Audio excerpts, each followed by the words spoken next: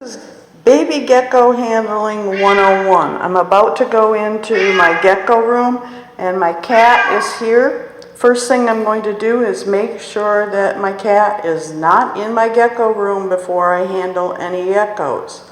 Alright, so hang on and we'll make sure that Sting, my cat, does not go in. No, Sting, you can't come in. Turn the lights on. And there's Sting outside. No, no, stay out. He's been told enough that he can't come in here, so he really understands that that's not a rule he can break. This is the CR that is especially dedicated to the geckos. I'm going to grab a towel from there real quick.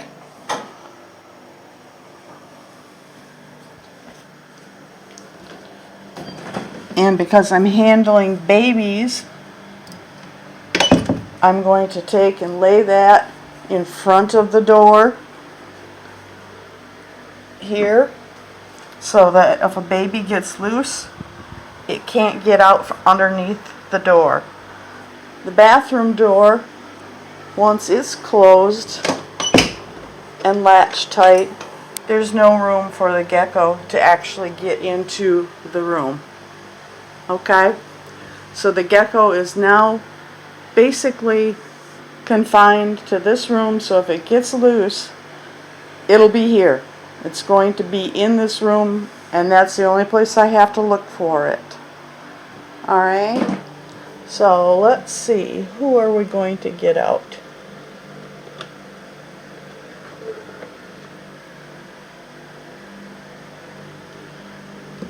I'm going to pick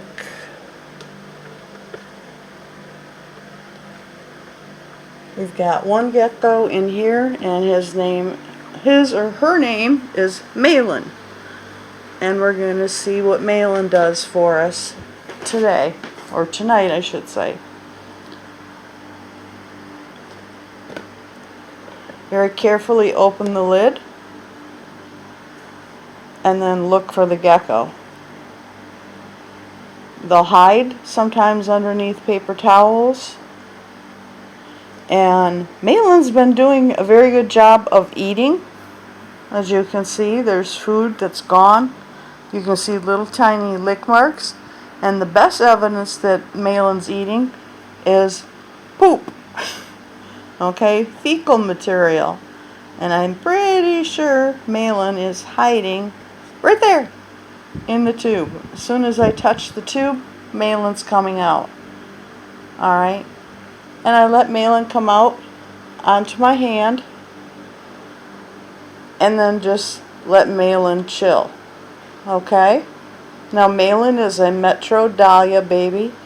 He looks, or she looks just like Metro in that it has full pin stripes down its back, and it's got this nice pattern on its back, as you can see. But also it got something from Mom, which is the markings down on the side, and is going to be a harlequin. And the yellow color comes from both Mom and Dad. Both Mom and Dad are yellow Dalmatians. Now, looking closely, we can see that we've got a few Dalmatian spots on Malin. Alright? Now I'm just being really quiet and letting Malin sit on my hand. Alright? And that's what you can do with your baby gecko. Now when it comes time to put the gecko back in the box, when you're trying to handle it, and let's see if I can get an escape with Malin. You want to jump off? Do you want to jump? Okay, that's what I wanted. So I wanted Malin to jump off, and now I need to catch Malin. Well, Malin kind of helped me out. There. Alright, that's all you do, is use your hands to kind of get the Malin back onto your hand, and then when you want him back in the box, you can kind of just give a little bit of a push which right now Malin's running up my arm, alright, and up my neck.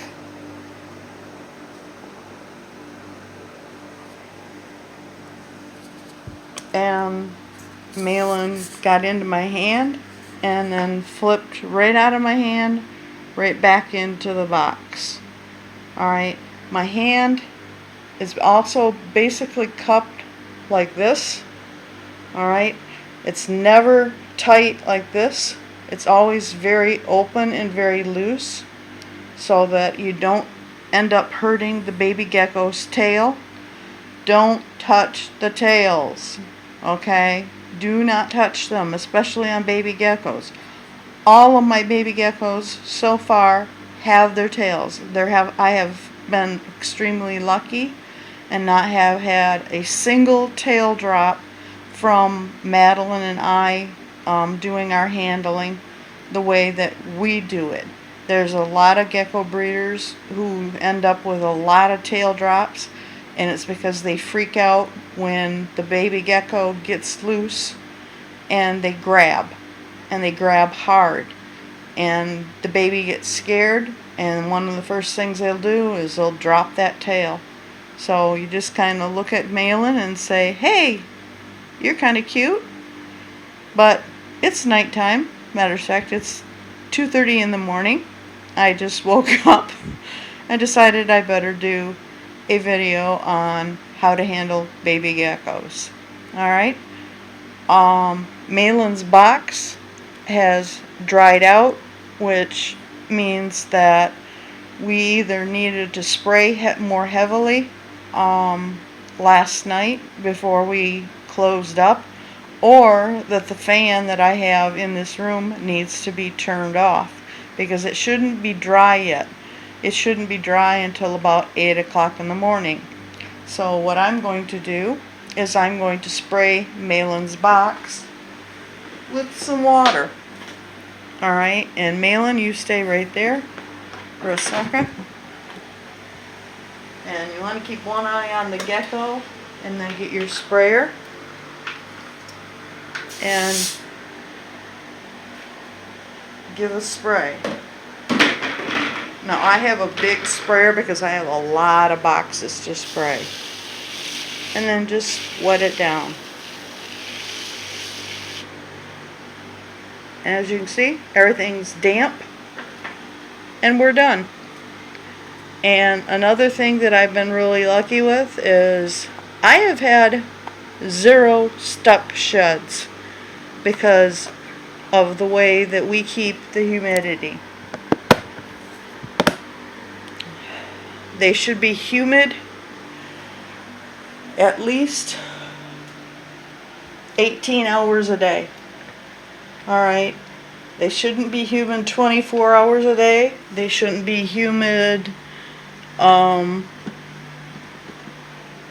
16 hours a day. They're humid.